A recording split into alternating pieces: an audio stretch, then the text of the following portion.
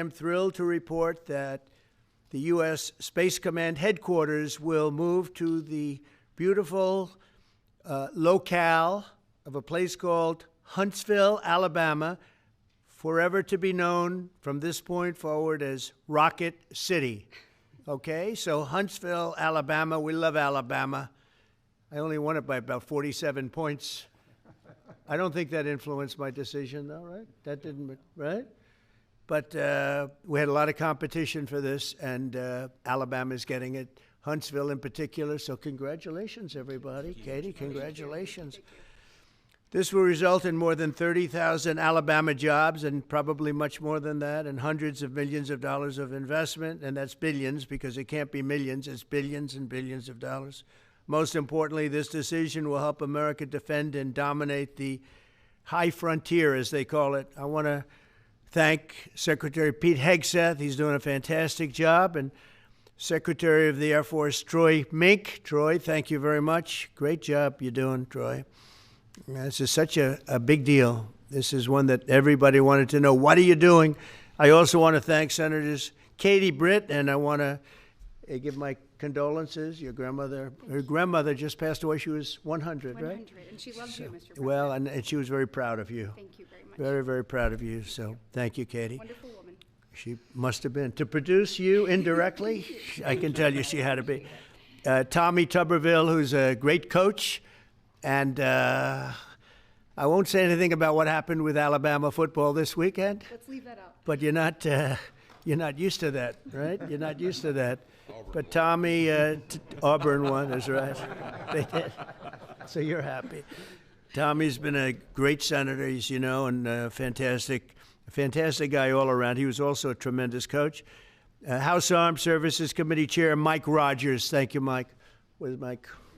Mike, thank you very much. Doing great, Mike.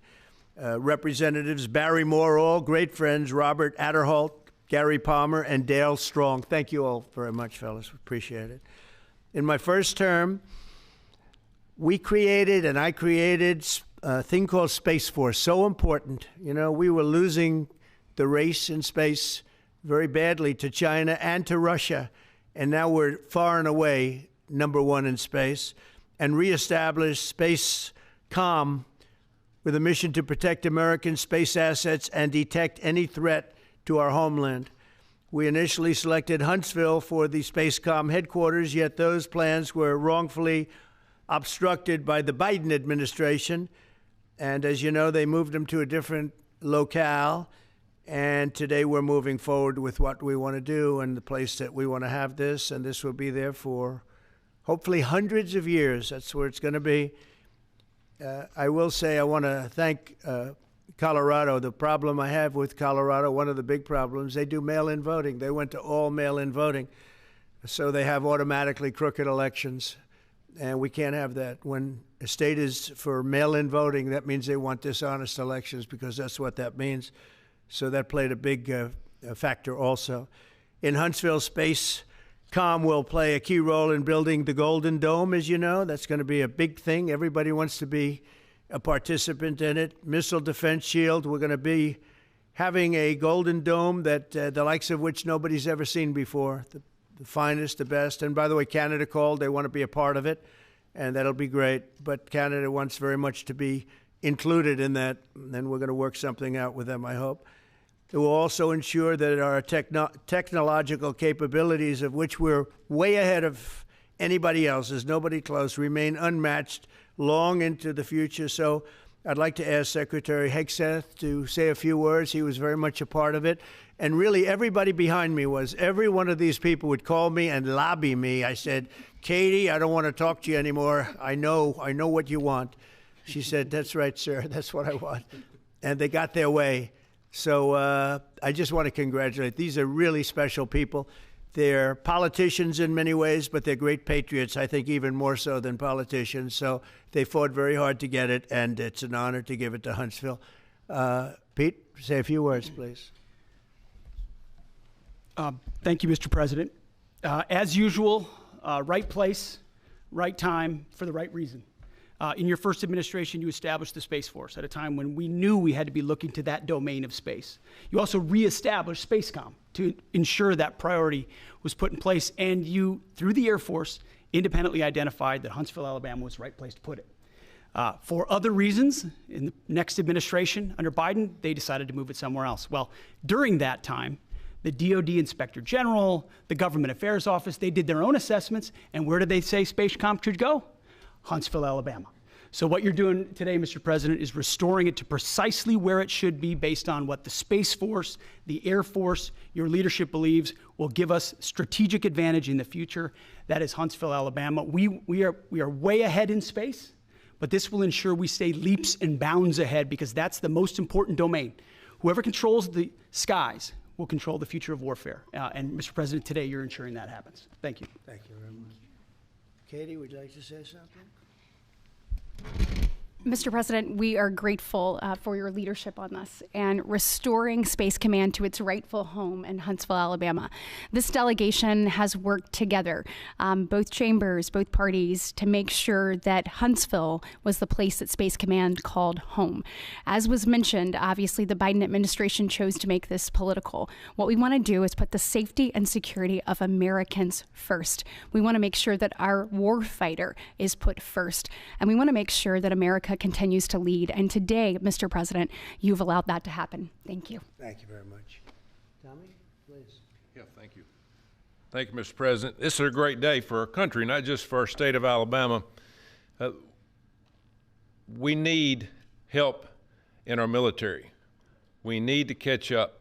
And as Secretary has said, we're not behind in space, but we know where we're at, and we need to expound on that. Now, this move will save the taxpayers $480 million. It's not going to cost more. It's going to cut $480 million. We have the plans intact. It'll be behind a secure wall in Huntsville, Alabama, at Redstone Arsenal. We have 40,000 people there. We have the FBI there. We have missile defense there. We have NASA, Blue Origin, and SpaceX. It is the perfect place for Space Command. I would tell you today, and I've spoke with the President for the last 3 or 4 years about this, if I thought it needed to go somewhere else because I understand the security of our country, I'd be for that. But the best place for Space Command is Huntsville, Alabama, because what we have and what it means to this country is going to be so important. So thank you, Mr. President, for this, and we look forward to building a huge Space Command and having the Donald J. Trump Space Command Center in Huntsville, Alabama. Here, here. JD, would you like to say something? Sure. Well, Mr. President, thank you. I'll be very brief here. I lobbied the president hard to put it in Ohio, but he said these people behind us, these Alabamas, are just too powerful and too persuasive. And so it's in Alabama, but as Tommy said, this is exactly the right place for Space Force and Space Command. I think Americans ought to appreciate the fact that you can't win the battle of the future unless you control the skies. The cyber security, the communications, the entire infrastructure of the battle in the 21st century will be in space. So it was a visionary move in the first administration for the president to set up Space Force, and I think an equally visionary move to make sure that Space Force is right where it should be in Huntsville, Alabama. Thank you, sir. Thank you very much. Gentlemen, anybody want to say anything? Would you like to say? Mr. President, another promise made, another promise kept.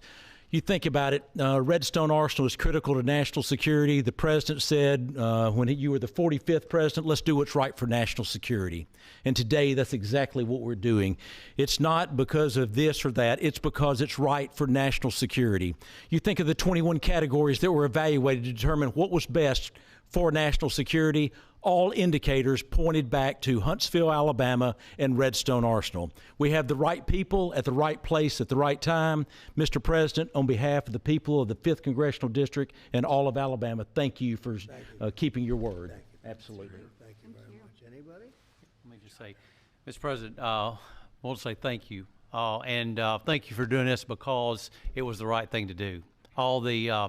When they looked at all the numbers, Huntsville was the place to go, and like you say, it was unfortunately pulled out, but you made it right. So I want to just say thank you again for a grateful nation, and to the state of Alabama, we're very grateful. Thank you, and God bless. Thank you very much. Thank you. Thank you very much. Please, go ahead. Thank you, Mr. President. Throughout history, militaries has always understood that whoever could hold the high ground held the advantage. Space is the ultimate high ground. And what we're doing with moving the Space Command to Huntsville is absolutely critical to our maintaining dominance in that sphere. And it goes hand in hand with what we're trying to do with the Golden Dome and missile defense to defend against anyone else who tries to enter that sphere. So thank you, Mr. President. Thank you very much. Please.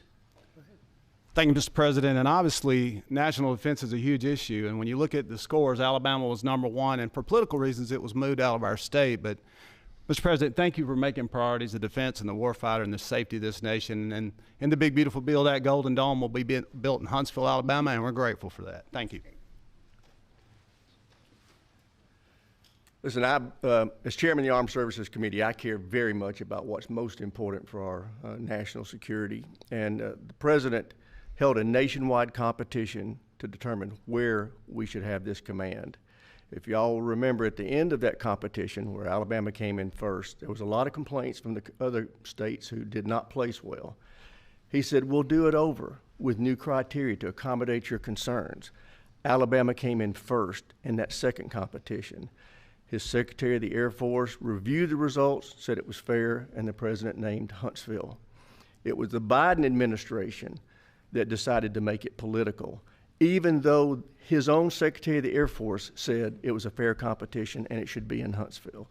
So I want you to know I appreciate this President standing up and being strong and saying he's going to make this right and put it where it rightfully belongs, and that's Huntsville, Alabama. Thank you very much. Good job. Appreciate it. So thank you all very much. You are going to leave me alone now. You're not going to call me anymore and talk about this subject, right? You promise? They'll start something else. But I just want to congratulate you. It's a very big deal. When you come out and when you leave the room, you'll see that we just, over the last few minutes, literally shot out a boat, a drug-carrying boat, a lot of drugs in that boat. And you'll be seeing that and you'll be reading about that. It just happened moments ago, and our great general, head of the Joint Chiefs of Staff, who's been so incredible, including what took place in Iran, knocking out potential nuclear power for a long time to come. I think within a month they would have had it if we didn't do what we did. But he gave us a little bit of a briefing, and you'll see. And there's more where that came from. We have a lot of drugs pouring into our country, coming in for a long time. And we just, these came out of Venezuela and coming out very heavily from Venezuela. A lot of things are coming out of Venezuela. So we took it out, and you'll get to see that after this meeting is over. Do you have any questions, please? Yeah, please. Thank you, Mr. President. Senator Tuberville, you talked about the cost savings associated with this announcement.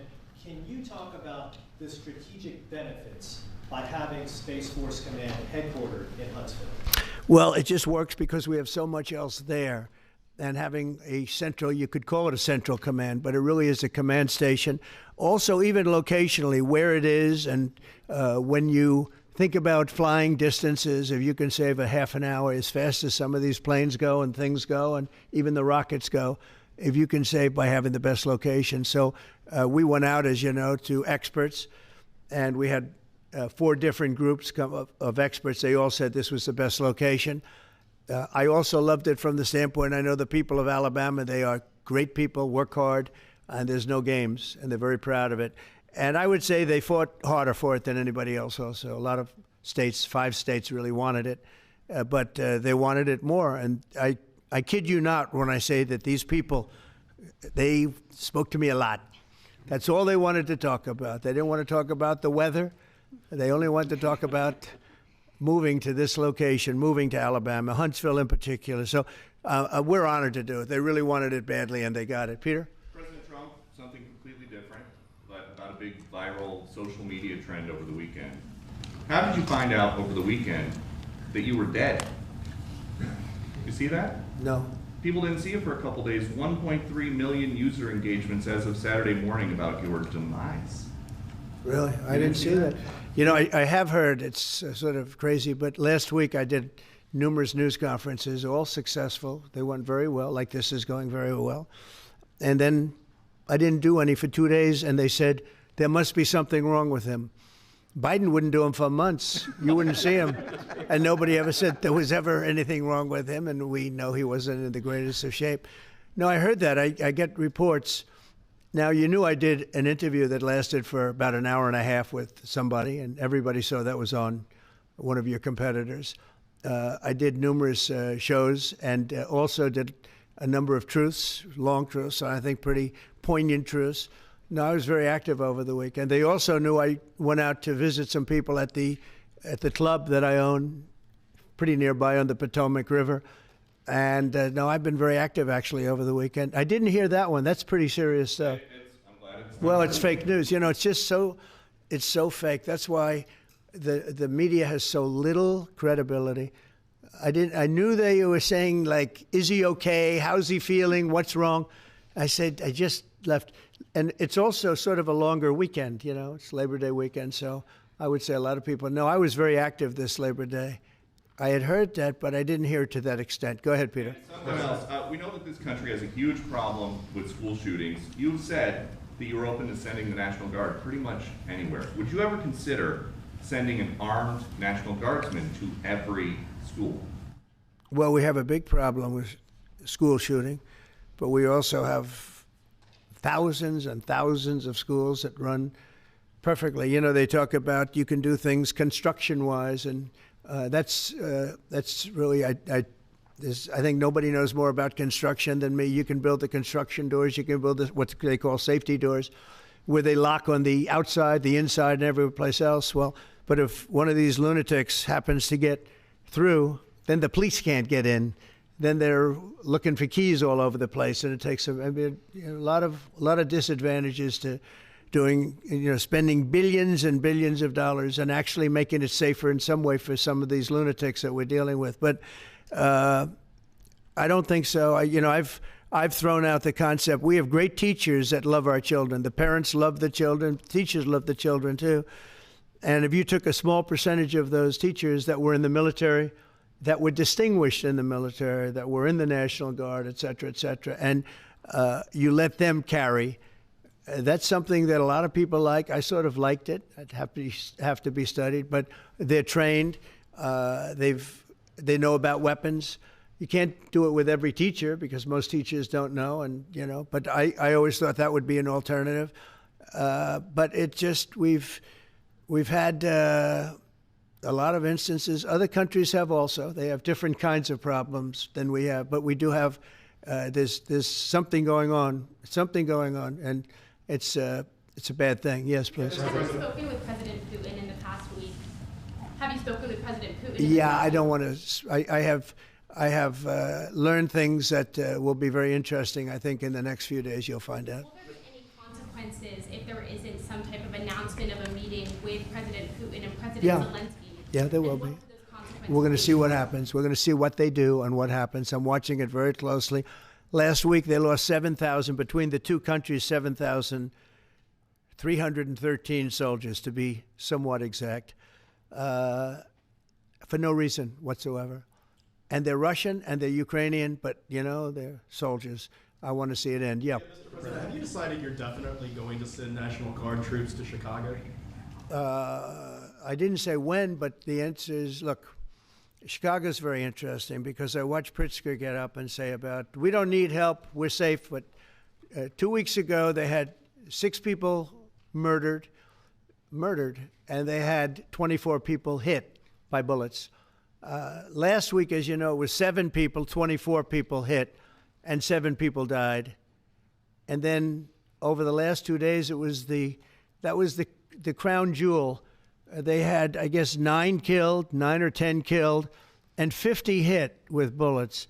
And you have this governor get up, who's a terrible governor. Probably he and Gavin Newsom would be probably the 2 worst and most naive. They're naive. Either they're naive or they're very untruthful. And he'll say, we don't want any protection. We don't need. So in the last 3 weeks, he's lost almost 20 people killed. There's no place in the world, including you can go to Afghanistan, you can go to places that you would think of. They don't even come close to this. Chicago is a hellhole right now. Baltimore is a hellhole right now. Parts of Los Angeles are terrible. If we didn't put out the fires, and I mean the other fires, the bullet fires, they didn't do a good job with it. They should have had the water coming down, like I said. You know, we had to release the water. We had to go in and release the water to L.A.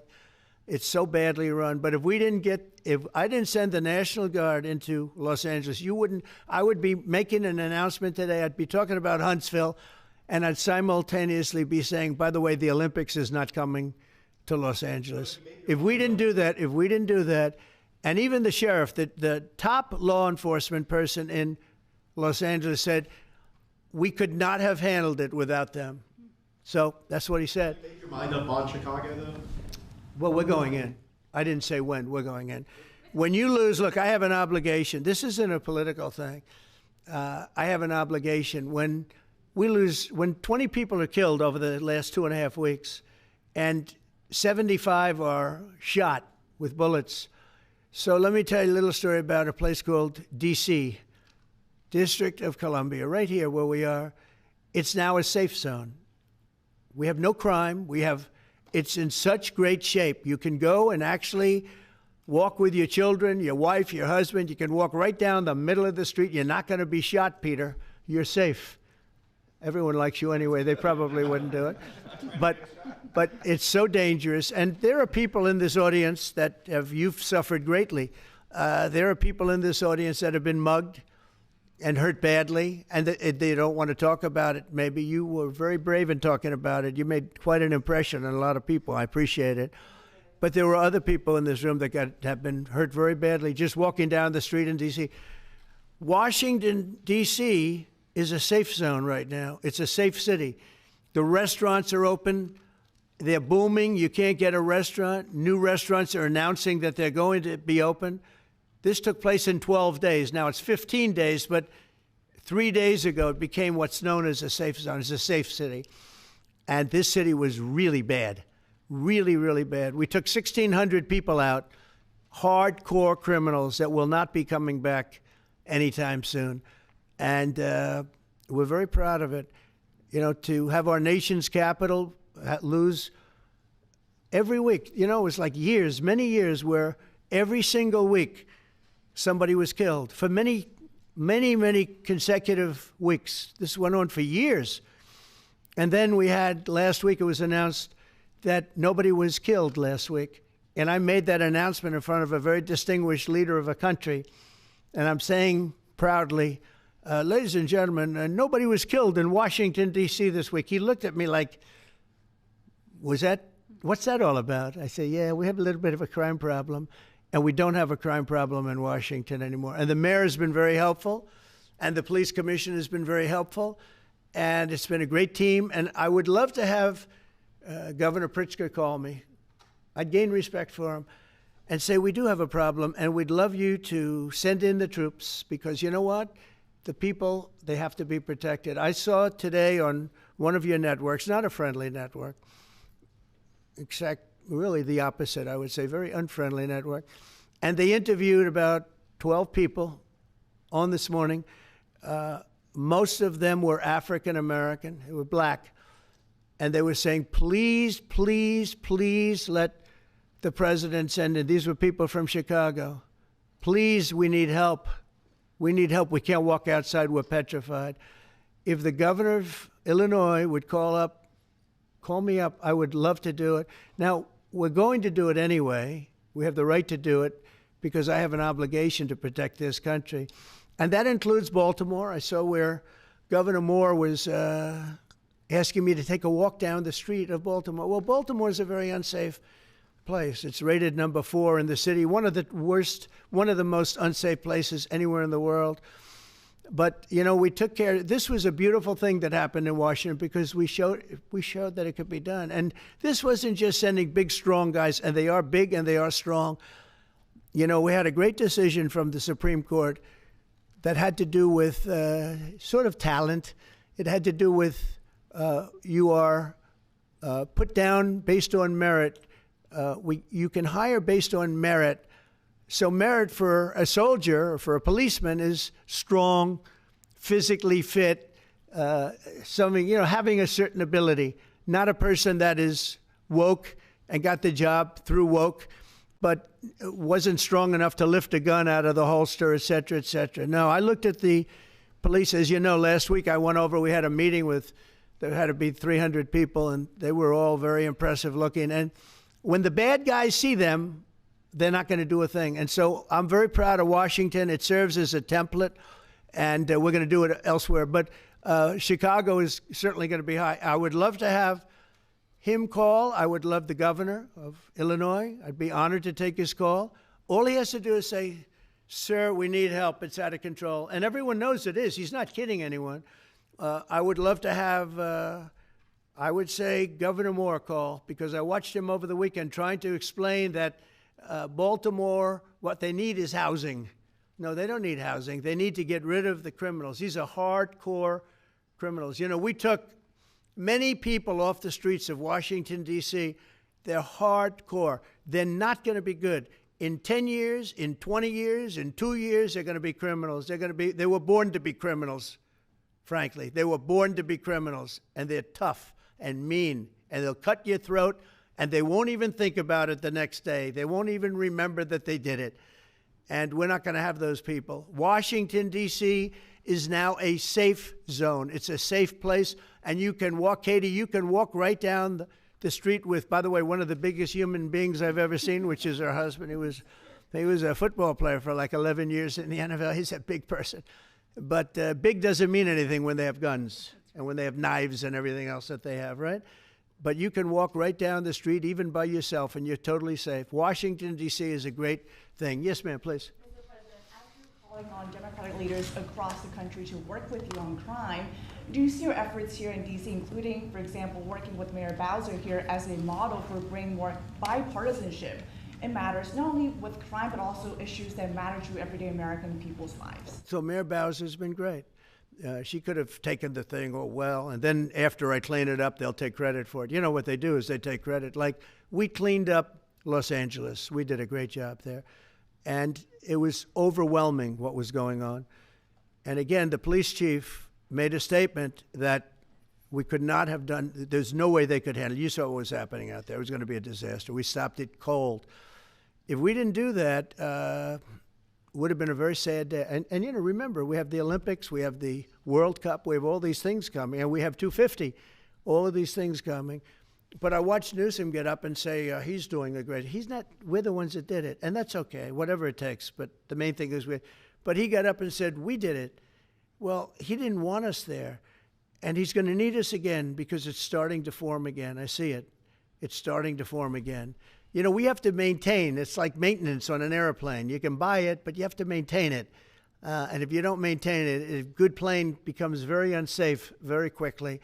So it's an honor to do it. A lot of presidents wouldn't do what I'm doing. I don't need this heat. But when I watched television last night and I'm watching the news and I see that 9 people were killed in Chicago and 54 were badly wounded with bullets, I say, that's not this country. We have to do something. And I do say this, I say this very much. I'm not speaking to anybody but them right now. I would love to receive calls from governors and mayors saying they need help. We'll help them. We have a lot of people. We have a great force. We have a great military force. Pete will tell you that when I was running for office, and this was a big headline, I think, probably got me a couple of votes, but you couldn't sign people in the military. Nobody wanted to join the military, the Army, Air Force, the Navy, Marines, Space Force, Coast Guard. We never forget Coast Guard because they've done such a great job. Never. But nobody wanted to join any of them. We were way below what we wanted. Every single one. The closest was the Marines, whatever that is. You'll explain that to me. But the closest was the Marines. But every service was way down, way down. And then I got elected, and our country's the hottest country anywhere in the world right now. Everybody's talking about the USA. They're talking about the job that we're doing. Everybody. We have the best economy. We have a very, very important decision being made by the Supreme Court because our country is the richest, the strongest, the most powerful. But if for some reason some liberal court, I'm talking about the court that just ruled, where even an Obama judge voted in favor of us, which I gave him a compliment yesterday, as you know. I said that took great courage.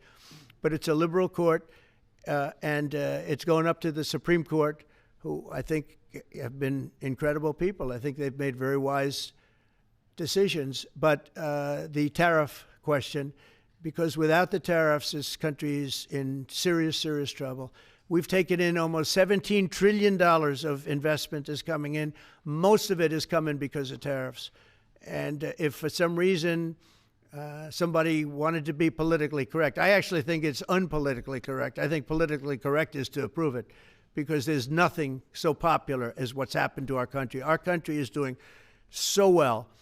But we had a liberal court gave us a very shocking ruling, and that ruling is basically saying that the trillions of dollars that are pouring into our country, putting us in a position like no country is anywhere in the world, that they'd like to see us that taken away. By the way, a lot of the people behind that lawsuit, that particular, are from foreign countries, I might add.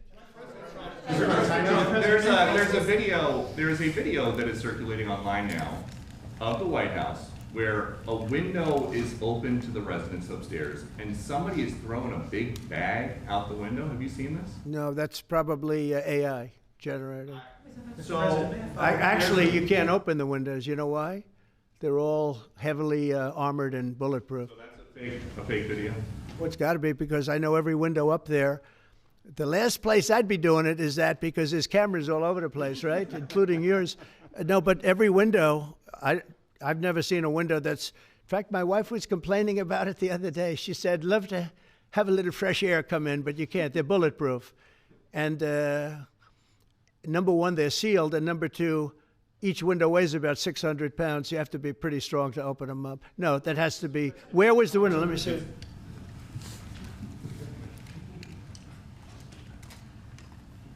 Maybe from the renovations. Which is the window? It looks like this is on the 15th Street side, I think. Yeah. So right here. Yeah, those windows are sealed.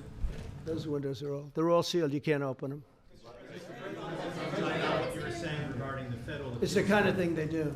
And one of the problems we have with AI, it's both good and bad. If something happens really bad, just blame AI. But also they create things, you know. It works both ways. If something happens that's really bad, maybe I'll have to just blame AI. But there's truth to it, because I see so many phony things. I saw something as I was growing up, from the time I was a baby till now. I said, who did that? It was AI generated. So it's a little bit scary, to be honest with you. But those windows are all very heavily sealed. Thank you, Mr. President. Just want to follow up with what you were saying regarding that federal appellate court that ruled against you and your administration as it relates to your ability. Well, they ruled against our country, the court, and they ruled against us before. It's a very liberal court. You called it highly partisan in your Well, social it certainly media is. It certainly and is. in fact, it was along ideological lines, 7-4. Well, except that we actually got one of the Obama judges that was appointed by President Obama voted in favor of the tariffs, because he felt it was imperative for our country to thrive and survive even. And I gave him credit. I said, you know what? That took a lot of courage for him to do it, because you don't see that often. So my question is, I suspect you're going to appeal that all the way to the Supreme Court. Well, we already have, yeah. In fact, we're doing something else. We're going to be going to the Supreme Court, we think, tomorrow, because we need an early decision. I mean, look, the financial fabric of our country, we're a rich, incredible country right now. And we're able to, you know, other countries use tariffs on us for years, and we never did. I did a lot during my first term, but then we had COVID, and we had to focus on other things. You couldn't be tariffing Italy, Spain, France, as they were dying by the thousands and millions. But we did with China, and China paid us billions and billions of dollars. And I started the process, but then I had to end it a little bit because of COVID. We focused on that. But no, it's a very important decision, and frankly, if they make the wrong decision, it would be a devastation for our country.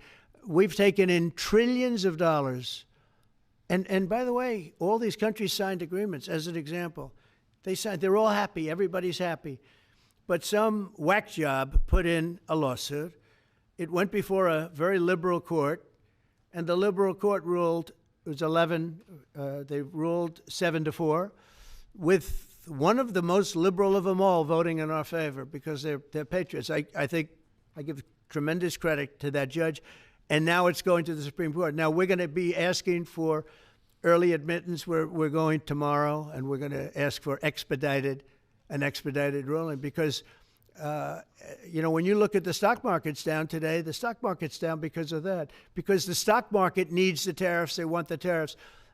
If you look at AI, all of those, all of that money that's going to be invested, trillions and trillions of dollars, the biggest thing, bigger than the internet, I suspect. It's the internet plus 3 or 4 other things combined. We are leading very substantially with AI. We're leading because of tariffs. We're leading because of talent, and this is where they'd like to be. But without the tariffs, we wouldn't have a chance because we wouldn't be able to protect those investments of the companies coming in. So if you took away tariffs, we could end up being a third world country. That's how big the ruling. So we're asking for an expedited ruling. As a backstop to that, President, you have a Republican-controlled Congress. You control the House. You control the Senate. Yeah, but we don't have 60 votes. We don't have 60 votes. I'd love to do that. Oh, if we had 60 senators, if we got the 60 votes, we would get them. But we need 60 votes, and we need a certain number in the House. I think we'd get, I don't know, we have about 5 of them here. Would everybody agree with me on tariffs? Without tariffs, we're a different country. We have taken in so much money. And here's the thing. We signed a deal with Japan. They're paying us hundreds of billions of dollars.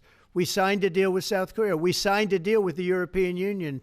We signed a deal with Europe. And those countries are paying us $950 billion. And they're happy about it. They're okay. As one of them said, it's amazing that we got away with it so long. One of my friends, a leader of one of the countries, and they're fine with it. They all signed. If that ruling ever went against us, I guess we'd have to give back hundreds of billions. We would have to give trillions and trillions of dollars back to countries that have been ripping us off for the last 35 years. And I can't imagine it happening. On a legal basis, they have no legal basis whatsoever. But on a common sense basis, it would destroy America. Okay. We talked about controlling the sky. On Sunday, the satellite signal of Ursula von der Leyen's plane was alleged. With Ursula? Well, she had an interesting event. She's a tremendous woman. And so what are you asking me about her? NATO is concerned about an attitude about this. Sure, NATO is concerned about it. Well, nobody knows where it came from, but they did take away her ability to use a phone. Sometimes that's a good thing. Sometimes that could happen to me. I'd be very happy. Mr. President, reducing the tariffs on India from 50%. What does that mean? Are you considering taking away some of the tariffs that you've imposed on India?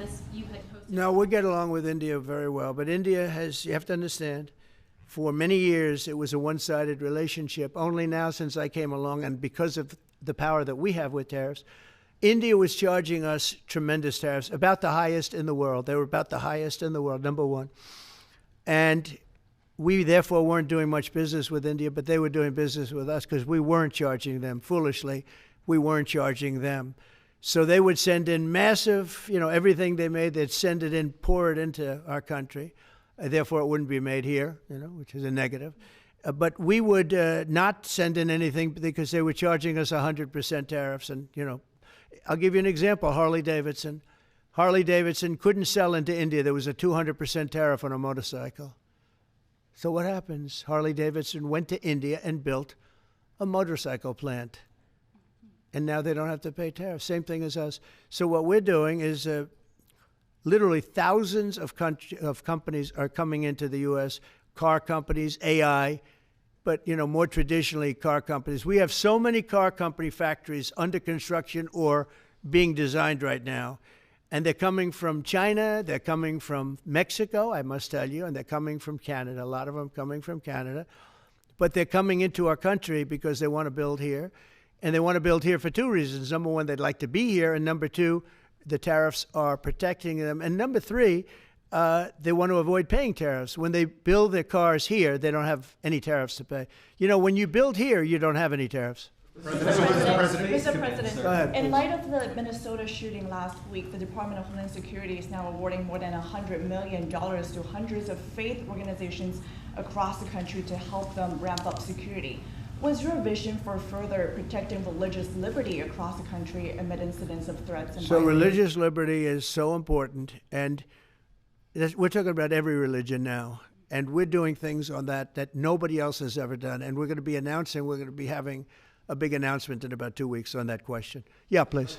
On Space Command, sir, are you concerned that people may not be willing to relocate from Colorado to Alabama? No, I'm not worried. It will get somebody else. I mean, the problem with Colorado is they have a very corrupt voting system. Look, I have so many friends in Colorado. Anytime you have mail-in voting, you have corrupt elections. Very simple. It's very simple. Even Jimmy Carter said it with his commission. They set up a commission with him and Scoop Jackson and some people, highly regarded people. And they said the finding was, if you have mail-in voting, you will have corrupt elections. Well, your radical left governor decided that he was going to have all mail-in voting in Colorado. Once you have all mail-in voting, and for whatever reason, the Democrats cheat. And they cheat like, you know, they're not stupid. That's the only thing. They're no good on policy. They're no good on management. They're no good at government. But they're great at cheating. And they stick together, too. I give them credit for sticking together. Please. Obviously, this is a big win for national security, moving this to Alabama. We've all can agree with that. Big. Is there any idea of the economic impact this has on the state and on that local area? Katie, do you want to answer that? Look, I mean, go ahead. Please go. This is going to be tremendous. I mean, the state of Alabama, what we've seen through this process is the worst of Washington. We've seen politics get in the way of what is best for the warfighter, what's best for national security. And the state of Alabama is about to show the country the best among us. So we know the economic impact is going to be tremendous. There at Redstone Arsenal, we're proud to house everything from the FBI to headquarters there for material command to a number of things. We obviously have NASA with Marshall Space Flight Center, and so this naturally fits within. When you look at the decision matrix that they placed in front of us, that's why we ranked so high, is because we have the resources necessary and the ability to build out quickly to meet the needs in front of us. As far as economic impact, it would be tremendous. Does anybody have an exact number? Jobs. 1,600 jobs. 3,000 spin-off. With 3,000 spin-off. Look at this. This is teamwork right here. So we are really proud, and the people of Alabama are ready to get to work. And I've got a housing question, if you could, just for a second, Mr. Yeah, President. please. Owning a home and going about the American dream seems like it's out of touch for a lot of Americans. Just recently, you pushed out a statement about addressing an emergency housing situation. That's right. We're thinking about doing that. Yeah, can you just... Well, we need a little help from the Fed. We have a man named Jerome Too Late Powell. You probably heard of him. He's too late. He's way too late. And the economy is so strong that it's pushing through that. Normally, it would have been much tougher. But we're doing so well that we're pushing through it. But it makes it very hard for people to get mortgages because too late is too late. Very simple. He's too late. And probably political, whatever. He wasn't too late before the election. Before the election, he was cutting rates, right? Because he was hoping that, I guess, Biden would get in or that Kamala would. He was a big Biden guy. Explain that one. And then he was a Kamala person. But he was hoping, I guess, she'd win, I guess. I don't know. It didn't work out too well. But, yeah, we need a very serious cut. You know, I think that if you look back many decades ago, the United States was always the lowest, even if they were doing badly. The United States was, because without the United States, everything in the world would die. It's true. It's so powerful. It's so big. And I made it really big in the first 4 years. Then it started to degenerate with what this Biden administration did. But we built it up to a level that I never thought we could be at this quickly. We're the hottest, we're the best financially. The money coming in is so big because of tariffs and other things, but because of tariffs. Tariff gets us even those other things. Plus, it gets us great negotiating. I settled 7 wars, and numerous of those wars were because of trade. And numerous of the trade deals that I made were because of tariffs. It gives you a great negotiating ability. If that ability were taken away from us by a liberal court acting on essentially foreign nations asking to get help from the United States government, when they've been doing this to us for 40 years, that's why we have $38 trillion in debt. We won't have it for long if they let us, if they allow us to do what everybody knows we should be able to do. Yeah, please. Mr. President, another Biden-era action that you're now reversing is that you signed a deal last week to make federal buildings adopt and embrace classical architecture styles again. Can you talk to us about why you do that, and also what's your vision? Well, we want to see beautiful buildings. Now, you know, it's in the eye of the beholder. I've seen architectural reviews over the years. I'm an expert at it. I've gotten a lot of great reviews. But I've seen buildings that I didn't think were very good get great reviews, and I've seen great buildings get bad reviews. So, but it's just a standard. We want to have a good standard. We're building something here, you know, for 150 years they wanted a ballroom at the White House. We're doing something at the highest level, using great architects and all. And, you know, it's very exciting. But we have a lot of interesting things happening architecturally in D.C. And D.C. is like a different place. And, you know, even the contractor said, sir, we walked down today, we feel like much safer. It's like a different place. Washington, D.C. is great. Now, we're going to also beautify it.